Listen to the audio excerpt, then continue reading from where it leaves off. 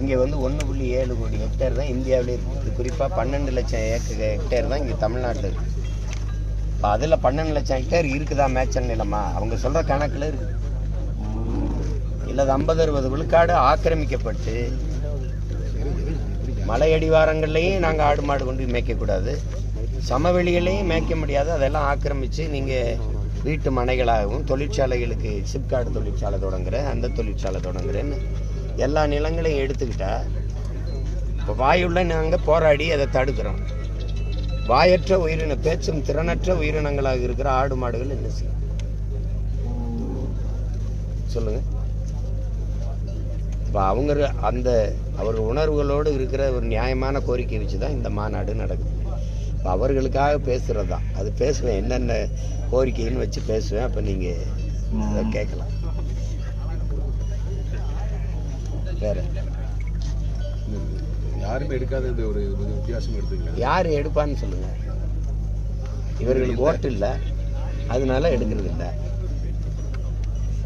ஓட்டுக்காக கவலைப்படுறவன் இந்த வேலையை செய்ய மாட்டான், வாக்குக்காக கவலைப்படுறவன் இதை பற்றி கவலைப்பட மாட்டான். நாங்கள் எங்கள் பிள்ளைகளின் வாழ்க்கைக்காக கவலைப்படுறவங்க, என் நாட்டுக்காக கவலைப்படுறாங்க. மாடும் ஆடு இல்லைன்னா எங்களுக்கு எப்படி வேளாண்மை இருக்கும்? தற்சார்பு பொருளாதாரம் எப்படி இருக்கும்? நிலம் எங்கே இருக்கும்? வளம் எங்கே இருக்கும்? எல்லாம் இயற்கை வேளாண்மைங்கிறீங்க, ஆர்கானிக் ஃபுட்டுங்கிறீங்க. இயற்கை வேளாண்மையும் பாரம்பரிய உணவு அதெல்லாம் பெஸ்ட் தெரியுது. ஆடு மாட்டு புழுக்கையும் ஜானி இல்லாமல் இயற்கை உரம் எங்கேருந்து வரும்? சரி, இதில் ஒரு அடிப்படை தெரியாத கூட்டத்தை வச்சுக்கிட்டு நம்ம என்ன பண்ணிக்கிட்டு இருக்கிறது? என்ன பண்ணுறது சொல்லுங்கள்? ஆனால் மாநாடு திடலில் வந்து முன்னாடி மாடு பின்னாடி மனிதர்கள் இதன் மூலமாக ஏதாவது சொல்லுவாங்க? ஒன்றும் இல்லை, மேய போகும்போது அவன் தான் முன்னாடி போவான், நாங்கள் பின்னாடி போவோம். அதனால பால் கறக்கும்போது அவன் தானே முன்னாடி நிற்கிறான், நாங்கள் பின்னாடி நிற்கிறோம். அதனால கொஞ்ச நாள் பின்னாடி இருந்த கொஞ்ச நேரம்னு வச்சு.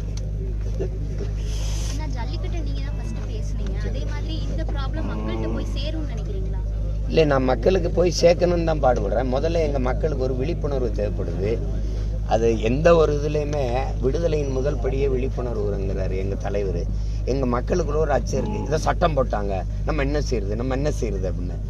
நாங்கள் சட்டைக்கு தான், உடலுக்கு தான் சட்டை, சட்டைக்கு உடல் இல்லைங்கிற கோட்பாடு கொண்டவர்கள் நாங்கள். மக்களின் நலனுக்கு தான் சட்டமும் திட்டமும். நீங்கள் மலைகளுக்குள்ள மலங்காடுகளுக்குள்ள நாங்கள் ஆடு மாடு மேய்க்கக்கூடாதுன்னா எண்ணெயிலிருந்துன்னு சொல்லுங்கள். 21 இருந்தால் அந்த கடுஞ்சட்டத்தை கொண்டாடி. அப்போ நாங்கள் என்னன்னு கேட்குறோம்னா, எத்தனை ஆயிரம் ஆண்டுகளாக நாங்கள் இந்த வனத்தோடு ஒட்டி எங்கள் வாழ்க்கை இருந்து முதலாக நாங்கள் எங்கே ஆடு மாடுகளை மேய்ச்சோம்? காடு சார்ந்த இடத்துல. காடு சார்ந்த இடத்துல நீ இப்போ கால் வைக்கக்கூடாது நீ சட்டம் போட்டா, இந்த சட்டத்தை நான் கால் செருப்பால் அடிக்கணுமா அடிக்கக்கூடாது? சொல்லுங்கள், நீங்கள் சொல்லுங்கள். என்ன நீ பண்ணிக்கிட்டு இருக்க? அதான் அறிவுறுந்த செயலாக இருக்கா? அங்கே ஆடு மாடு மேய்கிறதுனால அருவி அப்படி உருவாகிறது, அப்படி நீர் வரத்து உருவாகிறது குறைஞ்சிருமே. அவ்வளோ பாதுகாப்பாக நதியை வச்சிருக்கிறீங்க சொல்லுங்கள். இந்த ஆடு மாடு தண்ணி குடிக்கிறதுக்கு ஆறில் தண்ணி இருக்கா? நொய்யல்னு ஒரு ஆறு மாடு குடிக்க முடியுமா? சாக்கடை கழிவையும் சாயக்கழிவையும் கொட்டி ஆறை மட்டும் கொலை பண்ணிட்டேன். இந்த வைகை வைகை நீர் ஓடுற ஆறா, சாக்கடை கழிவு ஓடுற காவாயாது. ஆறை பாதுகாக்கிற லட்சணம் அது. அருவியை பற்றி கவலைப்படுறவங்க. வன விலங்குகள் பாதுகாப்பற்று போயிரும்னா 100 டன் எடையுள்ள வெடிமருந்துகளை வச்சு கல்குவாரிகளை தகர்த்து நொறுக்கிறீங்கள, அப்போலாம் அந்த வன விலங்குகளை பற்றி கவலைப்படாத நீங்கள். நீற்றின ஆய்வை தேனி அந்த மேற்கு தொடர்ச்சி மலையில் செய்ய போகிற நீங்கள் 50,000 டன் எடையுள்ள வெடிமருந்தை வச்சு தகர்ப்போம்ங்கிறீங்க. அப்போலாம் வனவிலங்குகளின் வாழ்க்கையை பற்றி பாதுகாப்பை பற்றி கவலைப்படாத நீங்கள். ஆடு மாடும் போய் அப்புறம் அந்த புள்ளை பூண்டை மேய்றதுல மழை கட்டுறதா? வனம் பாதுகாப்பு சிதைஞ்சிருது. வனவிலங்குகள் இன்னைக்கு நேத்தா இந்த வனவிலங்குகளுக்கு இந்த ஆடு மாடுகளுக்கும் தொடர்பு எத்தனை ஆண்டுகள்? எங்க அப்பா வாழ்நாள் முழுக்க நம்மால் ஒரு கத்தி சத்தான அந்த உயிர் சங்கிலி உணர்வு தொடர்பு, அந்த உணவு அந்த சங்கிலி அறுத்துறாத அப்படின்னு. புலி மாட்டை அடிக்கும், ஆட்டை அடிக்கும், திங்கும்.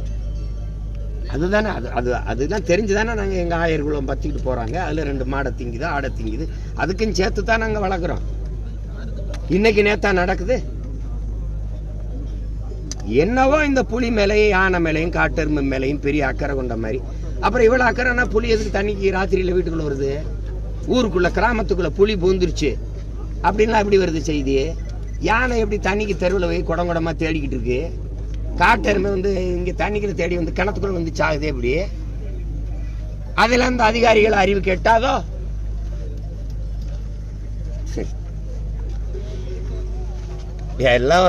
எல்லாத்தையும் நொறுக்கி எறிகிற காலம் ஒன்று வருது பாருங்க. இது சும்மா ஒரு பைத்தியக்கார கூட்டம் உட்காந்துக்கிட்டு என்ன தேதி செய்யறது? ஏதோ இன்னைக்கு நேற்று நாங்கள் ஆடு மாடுகளை நாங்களே உருவாக்கி வளர்த்து மேய்க்கிற மாதிரி.